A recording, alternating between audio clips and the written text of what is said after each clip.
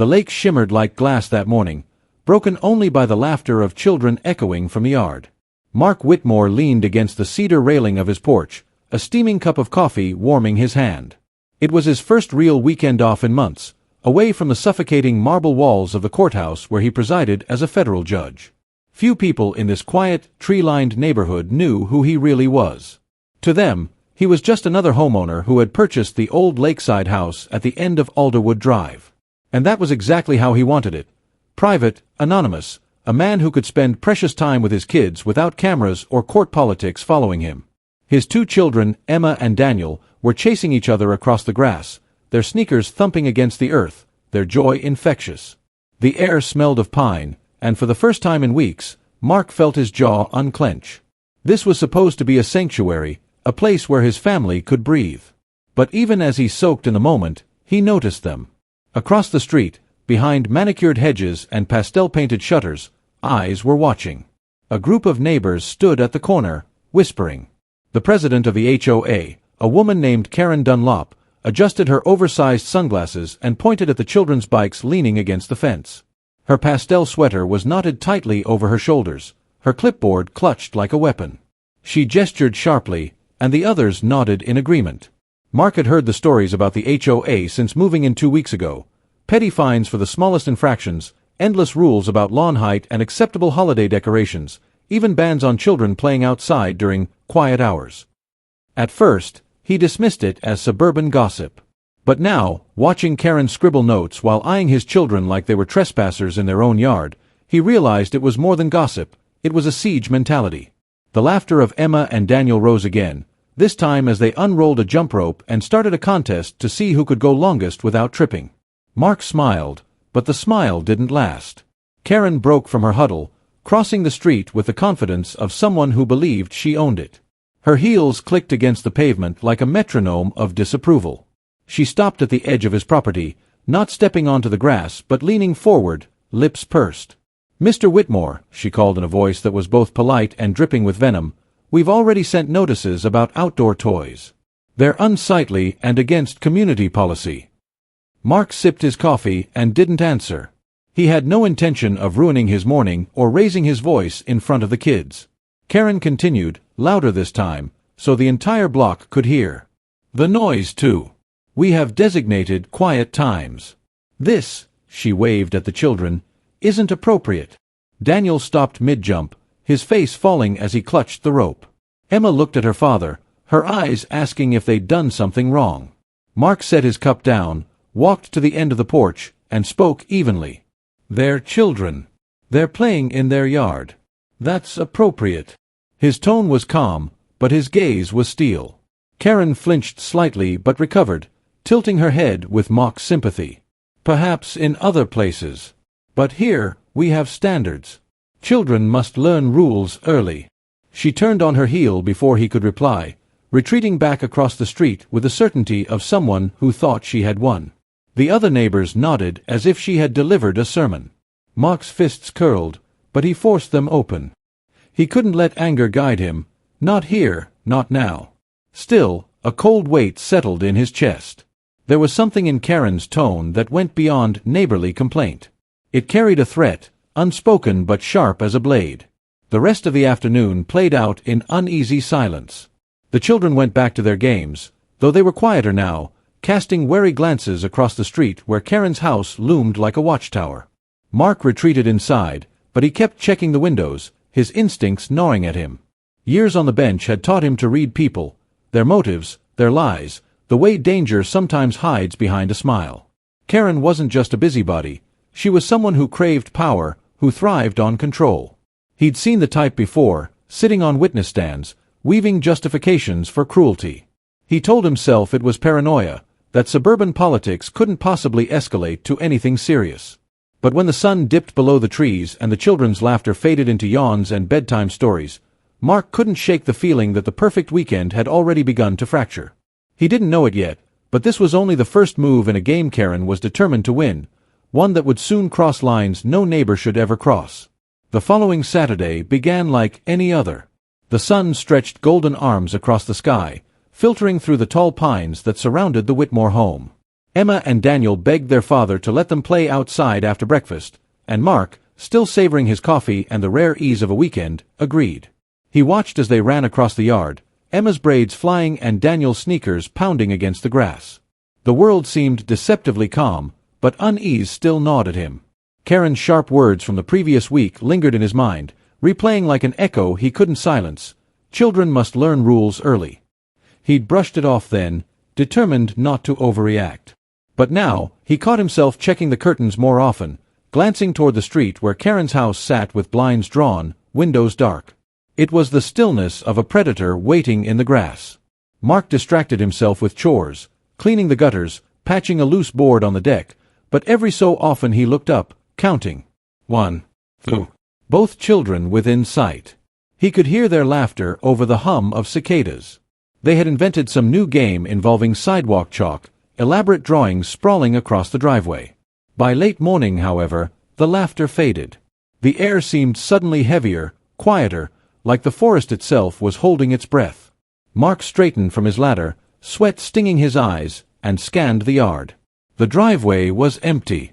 The chalk lay scattered, half-used, a rainbow of colors smeared into the pavement. His pulse skipped. "Emma," he called, voice even at first. "Daniel." No answer. He moved quickly down the steps, scanning the property line. No flash of braids, no sound of sneakers. Just silence and the faint rustle of leaves. His chest tightened. They hadn't gone far. Kids didn't just vanish. But the gate at the side yard, the one that always latched with a stubborn creak, hung slightly ajar. At first, he forced himself into rationality. Maybe they'd wandered down the path toward the lake, chasing a frog or exploring. He walked briskly, then ran, calling their names louder now. His voice echoed across the still water but returned with no reply. By the time he circled back to the house, his calm exterior was cracking. He grabbed his phone, dialing 911 with steady but clipped words. "My children are missing. They were in the yard not 15 minutes ago." The dispatcher asked questions in the measured, almost detached tone of someone following a script. How old were the children? When were they last seen? Had they run away before? Mark's jaw clenched so hard it hurt. They didn't run away. Someone took them. But when the police arrived 20 minutes later, sirens shattering the silence of the neighborhood, the officers exchanged looks that betrayed skepticism. "Kids wander off all the time," one of them said gently, scanning the yard. "We'll do a sweep, but let's not assume the worst." Not assume the worst. The words hit like a slap. Mark wasn't just any father.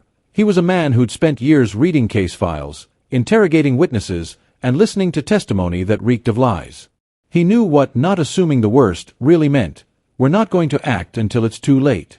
He searched alongside them anyway, combing the cul-de-sac, checking the woods, knocking on a few doors. Neighbors stepped out to watch, their faces a mix of curiosity and concealed judgment. Karen emerged last, as if savoring her entrance. She wore a visor this time, her blonde hair tucked neatly, clipboard absent but authority radiating all the same. "What's all this commotion?" she asked in a tone meant to sound innocent, though her lips curled faintly at the edges. When Mark told her, she placed a hand over her chest in theatrical shock. "Oh dear. But you really should keep a closer eye. Children do tend to wander, especially if they're not disciplined properly." The way she lingered on the word disciplined made his blood run cold. The police thanked her for her time and moved on, treating her like any other neighbor, but Mark watched her too closely to miss it, the flicker of satisfaction in her eyes. It wasn't blatant, it was subtle, a glimmer that vanished the moment she turned away. But it was there. A father's instinct screamed louder than any gavel he'd ever slammed in court. He replayed the scene in his mind, the gate, left open deliberately, the toys abandoned mid-play, the silence that fell too quickly, too cleanly. This wasn't wandering. This was a hand reaching in and pulling them out. He wanted to shout it at the officers, demand they search Karen's house, tear apart every room until his children were found. But he held his tongue. He knew the law better than anyone. Accusations without evidence wouldn't stick. Worse, they'd make him look like a paranoid father grasping at shadows. And if Karen truly had them, tipping his hand too early could make her dig in deeper. As night fell, the search officially ended for the day. The officers assured him they'd keep watch, file a missing persons report, and continue efforts at first light. But their voices carried the same weightless assurance of a bandage slapped over a wound. Mark sat on the porch long after they left, the house behind him too quiet, too empty. The cup of coffee he had once held with such contentment now seemed like a relic from another lifetime. His children were gone, and the people sworn to protect them treated it like a casual disappearance. Across the street, Karen's windows glowed warmly, silhouettes moving inside. From where he sat, it looked almost like a gathering, a celebration. His hands tightened on the railing until the wood dug into his palms. Somewhere inside that house, he could feel it in his bones, his children were being held. And if the law wouldn't act, then he would. He wasn't just a father. He was a federal judge. And soon, Karen and her HOA would learn exactly what that meant. The morning after the disappearance was a fog of exhaustion. Mark hadn't slept. He'd spent the night pacing between windows, staring out at Karen's house as though sheer willpower might make it transparent. He replayed every detail, the ajar gate, the silence, Karen's expression when she spoke of discipline. His instincts screamed the same truth over and over. His children hadn't wandered away. They had been taken. When the first rays of dawn touched the lake, he made a decision. He wasn't going to wait for the police to stumble through procedures. He would investigate himself. He left his house quietly, crossing the street with a lawyer's caution and a father's desperation. Karen's blinds were drawn tight, but as he drew closer, he heard something faint, laughter. Not hers. The sound was muffled, high-pitched, unmistakably the laughter of children. His children. His chest seized with both relief and fury. They were alive. They were inside. Before he could move closer, the front door opened, and Karen herself stepped out, carrying a tray of empty glasses. She froze when she saw him at the edge of her walkway, then pasted on a smile so wide it looked carved into her face. "Good morning, Mr. Whitmore," she said sweetly, as though nothing were amiss. "Up early. Did the officers not reassure you last night?" Mark's voice was steady, but his eyes locked on hers like twin blades. "I heard them. My kids. Inside." For a moment, her mask slipped, the tiniest flicker of amusement crossed her face. Then she chuckled softly, shaking her head. Children are resilient. They adapt quickly when shown proper boundaries. Yours were quite unruly. But don't worry, they're safe here. Safer than they were in your yard. She said it so casually, as if she were discussing borrowed lawn equipment instead of two kidnapped children. Rage thundered in Mark's chest, but years of courtroom control held it down. He had to think.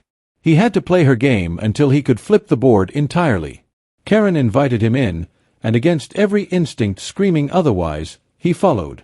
He needed to see, to confirm. The house was immaculate, staged like a magazine spread, white furniture, glass vases with perfectly arranged flowers, shelves lined with HOA rulebooks as though they were sacred texts. And in the den, sitting on a pristine white couch, were Emma and Daniel. They looked unharmed, though their faces were pale, confused. Daniel clutched a glass of milk like it was a lifeline, while Emma's eyes darted nervously between her father and Karen. "Daddy," Emma whispered, starting to rise, but Karen's hand came down lightly on her shoulder, not rough, but firm, a silent warning. Now, Karen crooned. "We were just about to begin today's lesson. They're learning what it means to live in a community.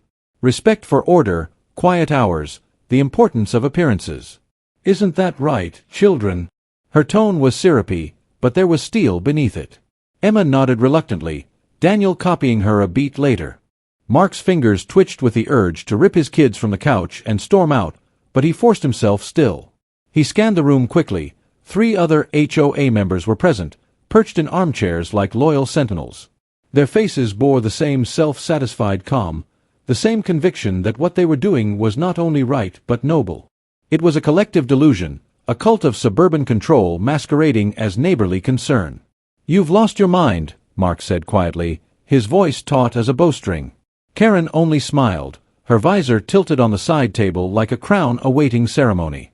"On the contrary," she replied, "we're saving them from a father too busy with his work to teach them proper structure. Children without boundaries grow into problems.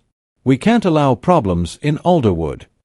The way she said "we" chilled him. This wasn't just Karen's crusade. The entire board was complicit. For the next hour, Mark endured the surreal nightmare of watching his children subjected to lessons. They were handed pamphlets about noise regulations, quizzed on lawn maintenance, even scolded for imagined infractions, Daniel tapping his foot too loudly, Emma leaving a cushion slightly askew. Every correction was framed as a kindness, a gift of discipline. Mark memorized every word, every face, every detail. He didn't challenge them further, not yet. The judge in him understood strategy. Let the guilty speak, let them incriminate themselves while they still believed they held power. Only when you had enough evidence did you lower the gavel. Finally, when Karen announced it was time for a quiet reflection period, Mark rose. "I'll be back," he said softly, locking eyes with Emma and Daniel, pouring all his unspoken promise into that gaze. They nodded faintly, understanding without words. Outside, the cool air hit him like a blade, slicing through the fury he'd bottled inside. He didn't go home right away. Instead, he walked the block, his mind racing, replaying everything he'd seen. He knew now what he faced, not a petty nuisance, not even just a kidnapper, but a small empire of control, upheld by neighbors too cowardly or too indoctrinated to resist. They believed they were above reproach, shielded by the veneer of community rules. But Karen had made one fatal mistake. She had taken the children of a man who knew the law better than anyone, a man who wielded authority not just locally but federally. Mark's lips curved into something between a smile and a snarl. Let them believe they were in control. Let them believe their HOA charter gave them power. Soon, he would reveal exactly who he was, and when he did, every rule they worshipped would crumble like dust. The HOA meeting was scheduled for Thursday evening in the Alderwood Clubhouse, a modest building dressed up with fake chandeliers and the kind of sterile decor meant to impress outsiders.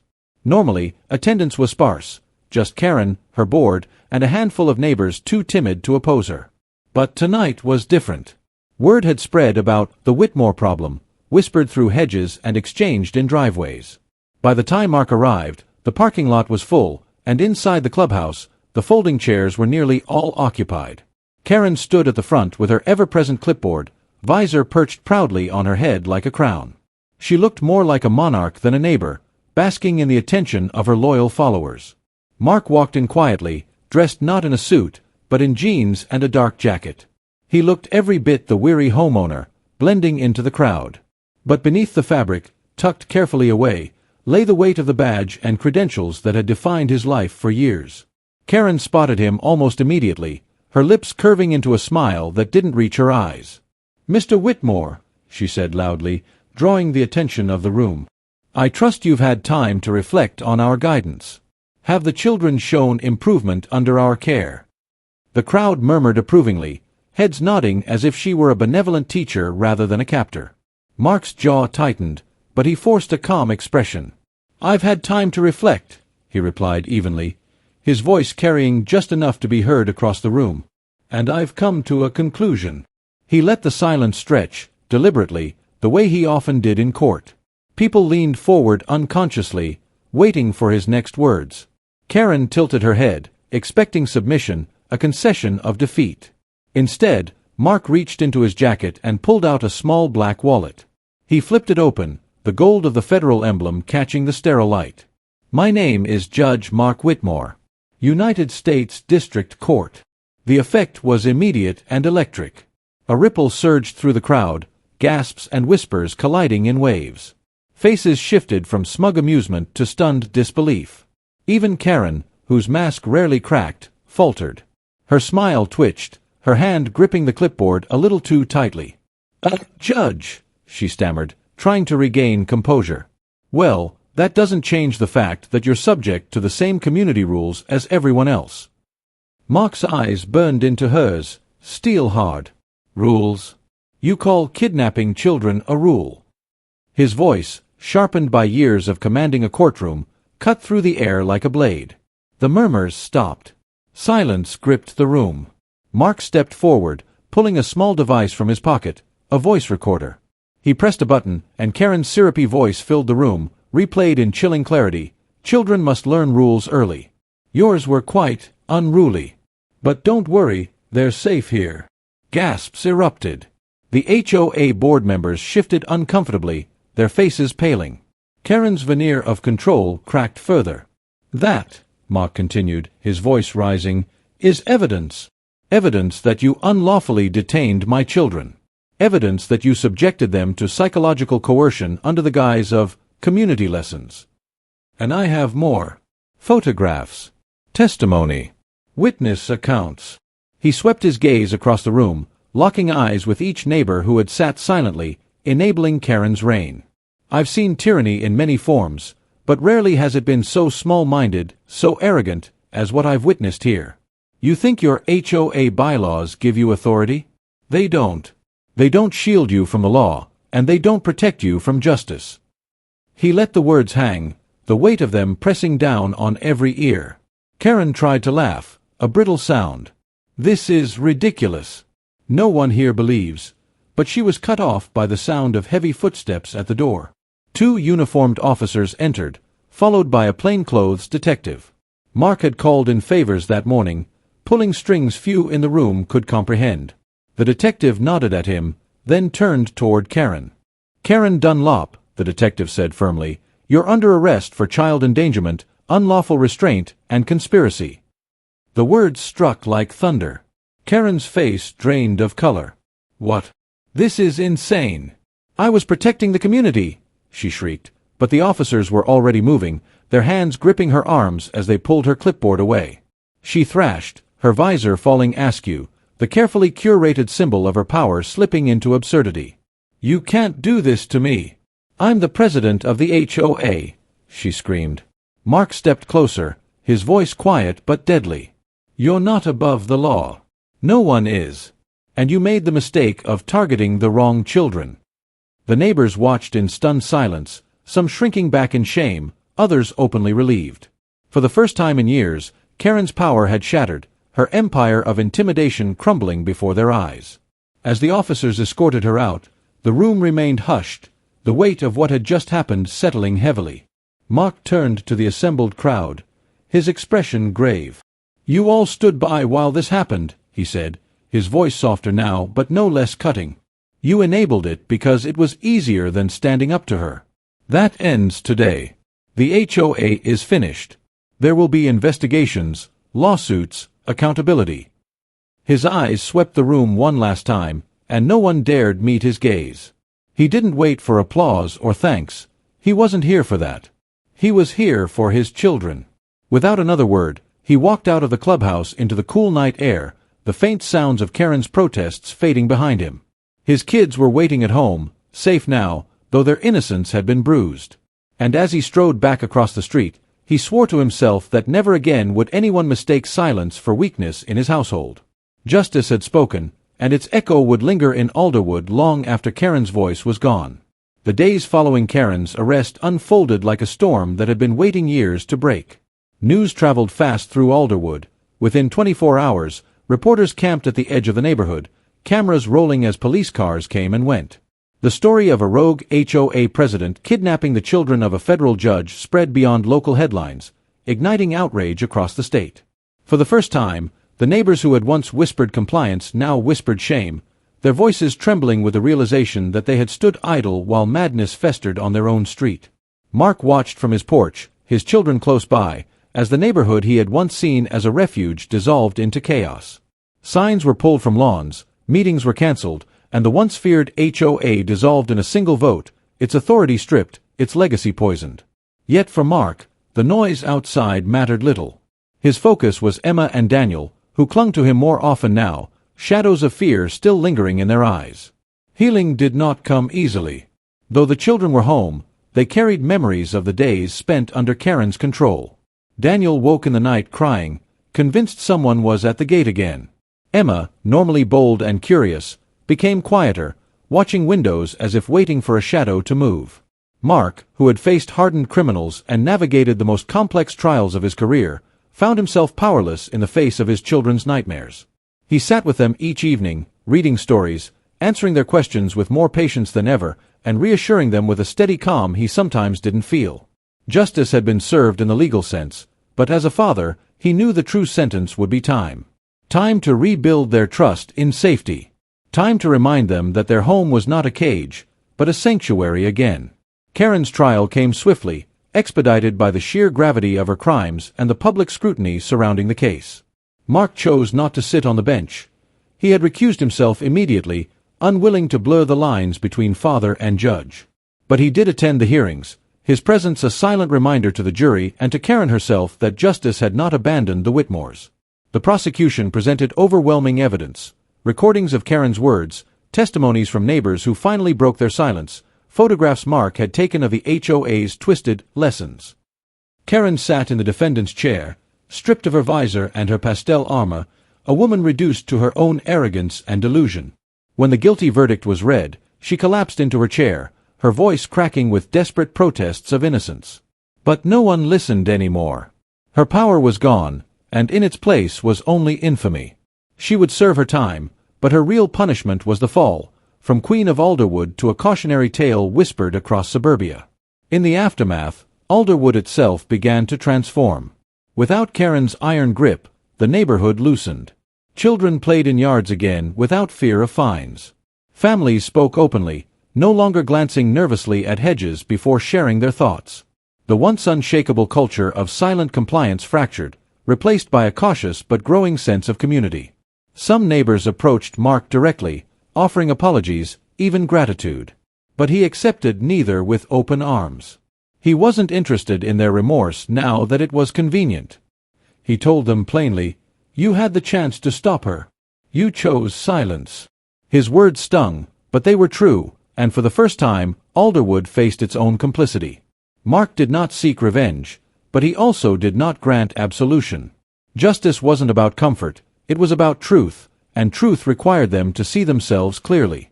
On the final night of summer, weeks after the chaos had begun, Mark sat once again on the cedar porch with Emma and Daniel. The lake reflected the last light of day, rippling gold and silver beneath the fading sun. Daniel leaned against him, clutching a blanket, while Emma rested her head on his shoulder. The air was filled with the simple sounds of crickets and the distant hum of the town, not the tense silence that had once haunted their home. Mark breathed deeply, the weight in his chest easing for the first time in what felt like forever. "Are we safe now, Daddy?" Emma whispered, her voice trembling but hopeful.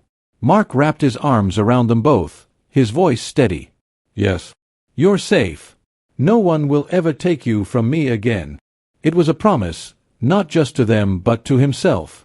As the stars emerged, Mark reflected on the strange irony of it all.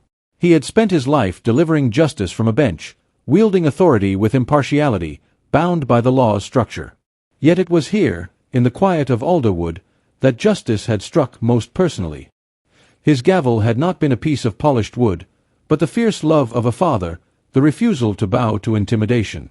Karen had believed she could bend children, bend families, bend the law itself to her will. Instead, she had been broken by the very principles she had mocked. Mark gazed out at the horizon, the lake calm, his children breathing softly at his side. The nightmare had ended, and though scars remained, so did strength. Justice had spoken in Alderwood, not in a courtroom, but in a home reclaimed. And in that victory, Mark found not triumph, but peace.